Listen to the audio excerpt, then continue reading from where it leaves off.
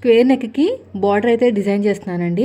So అందుకని ముందుకే ఏం చేస్తున్నానంటే ఒరిజినల్ క్లాత్కి లైనింగ్ క్లాత్ని పెట్టేసి తిప్పేస్తున్నాను. తిప్పేసి దీనిపైన మనం లేస్ పెట్టేసుకున్నాం. లేస్ అయినా లేదంటే బార్డర్ అయినా ఏదైనా సరే ఇలాగే పెట్టుకోవాలి. ఫస్ట్ అయితే ఇది పార్ట్ 1. ఫస్ట్ నేను ఎలాగా కుడుతున్నాను చూపిస్తున్నాను.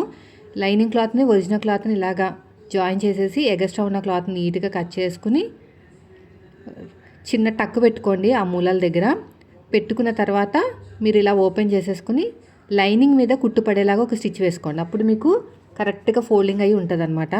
ఇక్కడ మూలలు వచ్చేసరికి సూదిని కిందకి దింపి పాదాన్ని పైకి లేపాలి. ఈ వీడియోలో చూస్తున్నారు కదా అలాగా. ఇటువైపు కూడా అంతే. ఇలా నీట్గా ఫోల్డింగ్ చేసుకుంటూ వెళ్ళిపోవాలి. మళ్ళీ మొత్తం కూడా క్లోజ్ చేసేసుకుని మళ్ళీ కార్నర్కి కుట్టు వేసేసుకోండి ఇలాగా.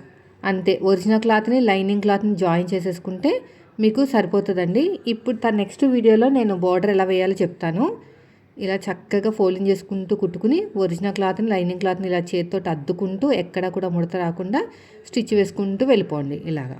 ఇది పార్ట్ 1. నేను నెక్స్ట్ వీడియోలో పార్ట్ 2 షేర్ చేస్తాను మీకు తప్పకుండా. మూలల దగ్గర నీట్ ఫినిషింగ్ వచ్చేలాగా బార్డర్ని ఎలా కుట్టుకోవాలో చెప్తాను. ఇలా చక్కగా కుట్టేసుకుని ఎగస్ట్రా ఉన్న క్లాత్ని కట్ చేసుకుంటే మీకు నెక్ అయితే రెడీ అవుతుంది. ఓకే.